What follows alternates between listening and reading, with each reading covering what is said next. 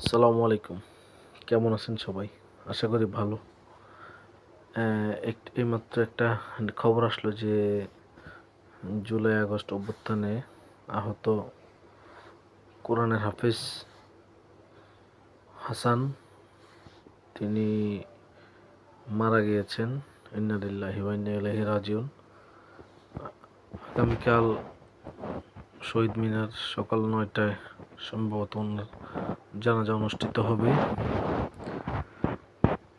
আর আপনারা নিশ্চয় অবগত আছেন, গত কিছুদিন যাবৎ জুলাই আগস্ট অভ্যুত্থানের যে শক্তিগুলো আছে তাদের মধ্যে এক ধরনের অনৈক্য তৈরি হয়েছে এবং অনৈক্যের ফলে কিন্তু যে পতিত স্বৈরাচার শক্তি, ফ্যাসিবাদী শক্তি তারা কিন্তু এবং বৈদেশিক যে ভারতীয় আধিপত্যবাদের যে চক্রান্ত সেগুলো কিন্তু অ্যাক্টিভ আছে।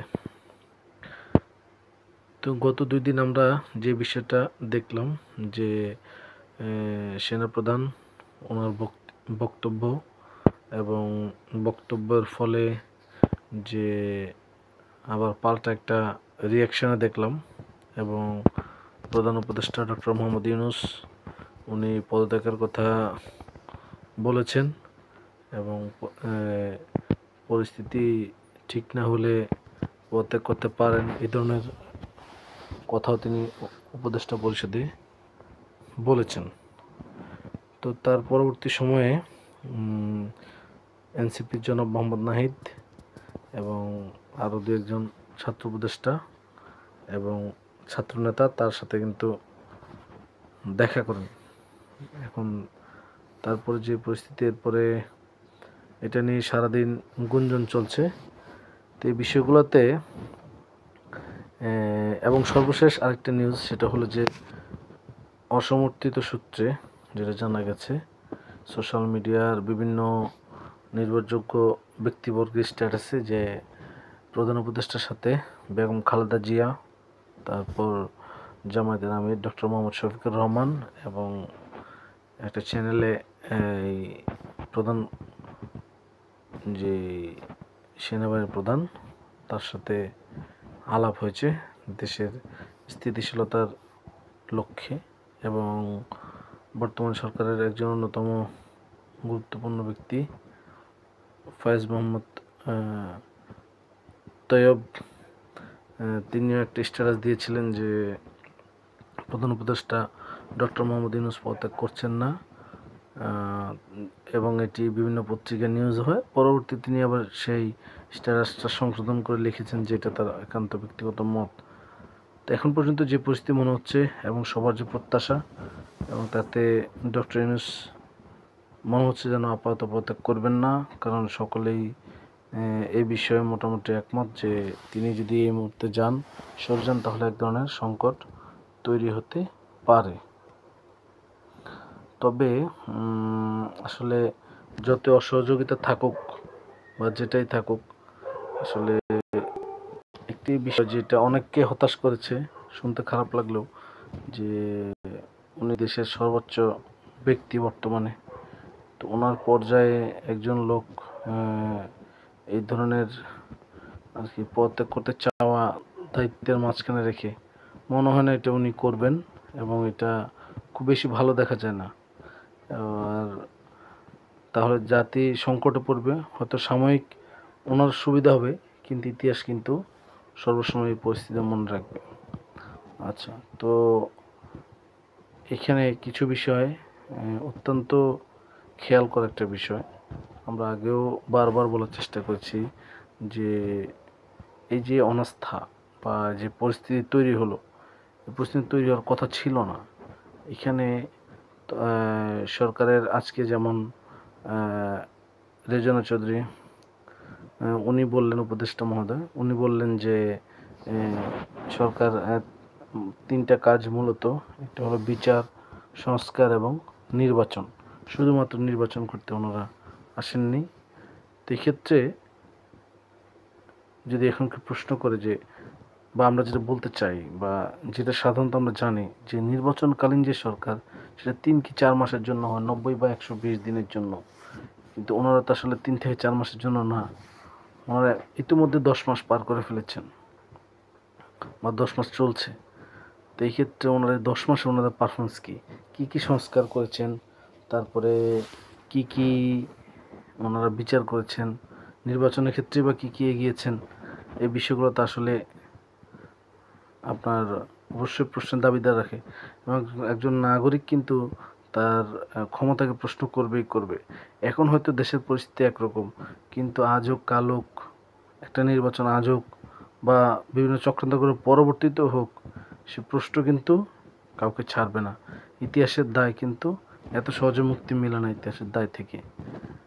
তারপরে আরেকটা বিষয়, সেটা হলো যে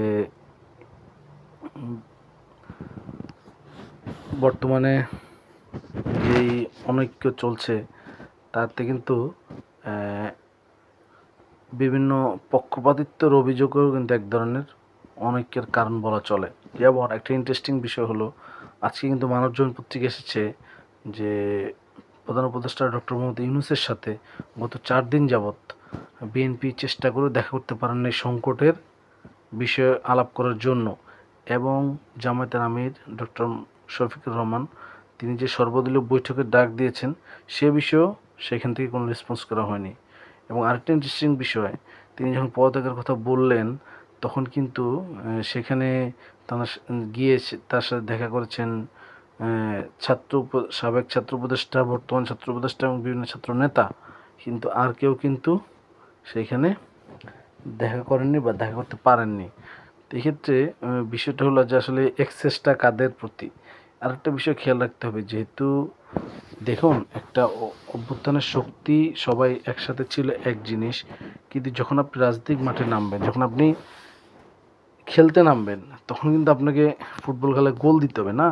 তখন আপনি ব্রাজিলের সাথে নামলেন নাকি আর্জেন্টিনার সাথে নামলেন, এটা ভ্যারি করে না। আপনি বাংলাদেশ যদি আপনি ভালো খেলতে পারেন তাহলে আপনি গোল ঠেকাবেন বা দিবেন, অথবা গোল খাবেন। এবং এক্ষেত্রে সরকার কিন্তু কিছু কিছু বিষয়ে কিছুটা দৃষ্টিকটু আচরণ এবং সংযম উদ্যোগ করতেই পারে। তবে নির্বাচনকালীন যে নির্বাচনের যে সময়, সেই সময়টা আসলেই ঘোষণা করা জরুরি। এই ক্ষেত্রে জরুরি আরেকটা কেন জরুরি, কারণ আপনাকে যদি কেউ বলে যে ডিসেম্বর থেকে জুনের মধ্যে পরীক্ষা হবে, বিষয়টা এত সোজা নয়। কারণ এখন 10 মাস চলে যাওয়ার পরে এখনও যদি আপনারা ঘোষণা করেন জুনের 30 তারিখ 2026 সাল, নো ইস্যু। কিন্তু কথা হলো যে একটা ডেডলাইন, একটা নির্দিষ্ট ডেডলাইন থাকতে হবে, আর যেটা অত্যন্ত জরুরি। আর আরেকটা যে ডক্টর মোহাম্মদ ইউনূস, আশা করি আমরা প্রত্যাশা করছি যে প্রধান সেনাবাহিনীর প্রধান ডক্টর মোহাম্মদ ইউনূস, ওনাদের মধ্যে যদি কোনো দূরত্ব থেকে থাকে সেটা ঘুচবে এবং অ্যালাইন হয়ে তারা বাংলাদেশের স্বার্থে তারা আসলে কাজ করবেন, এবং তারা একই সাথে সংস্কার ঐক্যমত্য কমিশনের যে বিষয়গুলো একমত হয়েছে সেগুলোকে ইমপ্লিমেন্ট করবেন এবং বিচার কার্য দ্রুততার সাথে শুরু করবেন, এবং নির্বাচনে একটি ডেডলাইন দিবেন, এবং অত্যন্ত দ্রুতর সাথেই ওনারা এই ডেডলাইন দিবেন যাতে সব দল বা বড় রাজনৈতিক দলগুলা একটা কনফিডেন্সে আসতে পারে। আর একটা বিষয় খেয়াল করুন যে আজকে এই ধরনের প্রবলেমেটিক হওয়ার কারণে, সমস্যা হওয়ার কারণে আজকে কিন্তু আওয়ামী লীগ কয়েক জায়গায় মিছিল করেছে, এবং মিছিল করতে গিয়ে তারা ধরা খেয়েছে। তাদেরকে ধরেছে কে? ছাত্রদল যুবদলের লোকজন। আসলে আওয়ামী লীগ মাঠে নামলেও, মিছিল নিয়ে নামলেও তাদেরকে ধরার জন্য কিন্তু আর কোনো শক্তি অন্তত মাঠে নাই। আপনি কখনোই শুনেন নাই এই কয়দিনে যত দলকে ধরেছে মিছিল থেকে, ছাত্রদল যুবদল বা বিএনপির বাইরে কোনো জামাত শিবির বা এনসিপি বা ছাত্র সংসদ, এনসিপি যে ছাত্র সংগঠন আছে তারাও কিন্তু ধরতে পারে নাই। আলটিমেটলি পারস্পরিক শত্রুতা করে তেমন কোনো লাভ নাই, এবং শত্রুতার ফলে কিন্তু আমাদের অনৈক্য বাড়বে, এবং অনৈক্য বাড়লে কিন্তু দেশ পিছিয়ে যাবে। এবং ডক্টর মোহাম্মদ ইউনূস অবশ্যই দেশের একটি সম্পদ, এবং ওনাকে আমাদেরকে কাজে লাগাতে হবে। তবে একটা বিষয় খেয়াল রাখতে হবে যে আপনাকে যেমন ভালো কাজের পুরস্কার তেমনি বাজে পারফরমেন্সের কিন্তু তিরস্কারও নেওয়ার মতো পরিস্থিতি থাকতে হবে, এবং এটাই কিন্তু প্রকৃত লিডারশিপ। এবং আমরা কিন্তু এটাই চাই যে জবাবদিহিতা থাকবে, প্রকৃত লিডারশিপ এটাই। তো দেখা যাক কী হয় সামনে। ইনশাল্লাহ আমরা আশাবাদী, ইনশাল্লাহ যে একটা ভালো কিছু হবে। কারণ একটি পক্ষ কিন্তু সবসময় নির্বাচনকে পিছাতে চাচ্ছে। কারণ নির্বাচনকে পিছাতে চাচ্ছে কারণ নির্বাচন হয়ে গেলে ওই পক্ষ যে সুবিধা পাচ্ছে সেই সুবিধা কিন্তু তারা আর পাবে না, এবং যেটা কিন্তু এই নির্বাচন পিছিয়ে নেওয়ার জন্য একটি বড় কারণ। আর একটি সর্বশেষ কিন্তু অত্যন্ত গুরুত্বপূর্ণ বিষয়, ডক্টর মোহাম্মদ ইউনূসকে নিয়ে কিন্তু কোনো প্রশ্ন ওঠেনি।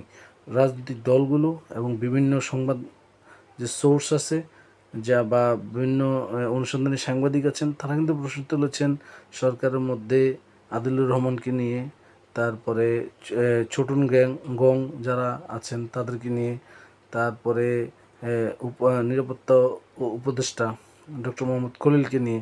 ঠিক আছে, অতএব ওনাদেরকে যাদেরকে নিয়ে প্রশ্ন উঠেছে, এরকম প্রতি সরকারের সময় মন্ত্রী পরিষদ বা দায়িত্বশীলদের নিয়ে প্রশ্ন উঠে এবং তাদেরকে পদত্যাগ করানো হয় বা তারা নিজ থেকে পদত্যাগ করেন। বিষয়টা খুব as simple as it is. এটাকে এত কঠিনভাবে নিয়ে বা ব্যক্তিগতভাবে নিয়ে বা অন্য কোনোভাবে নিয়ে তাকে নিজেকে ছোট আর কি নিজেকে ইগোতে নিয়ে বা বা নিজেকে একটু অন্যরকমভাবে চিন্তা করে আশা করি ডক্টর মোহাম্মদ ইউনূস প্রধান উপদেষ্টা উনি পদত্যাগ করবেন না বা এই ধরনের কোনো সিদ্ধান্ত নেবেন না বা মন খারাপ করবেন না। ওনাকে বুঝতে হবে যে দেশের মানুষ কিন্তু ওনাকে চায়, ওনাকে ভালোবাসে এবং ওনার থেকে পারফরমেন্স দেখতে চায়।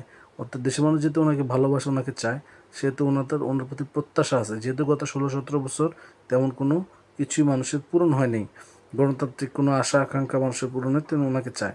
কিন্তু এটা ওনাকে আরও ভালো করে জানতে হবে, উনি ছাড়া কিন্তু উপদেষ্টা পরিষদের আর কোনো ব্যক্তি নেই যার প্রতি দেশের সকল মানুষ একাট্টা হয়ে দাঁড়াবে। অতএব এই বিষয়গুলো একটু খেয়াল রাখতে হবে। আর আরেকটি ইন্টারেস্টিং বিষয়, সর্বশেষ এটা বলে শেষ করব, আমি কিন্তু গত 2 দিন রাস্তাঘাটে এবং বিভিন্ন জায়গায় ঘুরেছি, দেখেছি। সেখানে একটা মজার বিষয় দেখলাম যে আসলে অনলাইনেই হাইপটা বেশি, তুলনামূলক মাঠে ঘাটে বাজারে বন্দরে এই বিষয়গুলো নিয়ে তেমন কোনো আলোচনা নেই, এবং সকলের ভিতরে একটা অভিমত যে যেটা হওয়ার সেটাই হবে। আর রাজনীতিবিদদের প্রতি তাদের একটু বিতৃষ্ণা আছে, তবে সেনাবাহিনীর প্রতি এখনও ভালোবাসা আছে, ডক্টর ইউনূসের প্রতিও ভালোবাসা আছে। তবে এইসব বিষয় তাদের একটু তুলনামূলক আগ্রহ কম, এবং তাদের বিষয়গুলো হলো মৌলিক চাহিদাগুলো পূরণ হলেই তারা অনেক বেশি খুশি। প্রথম আজকে এতটুকুই। তো আশা করি আপনারা ভালো থাকবেন, সুস্থ থাকবেন।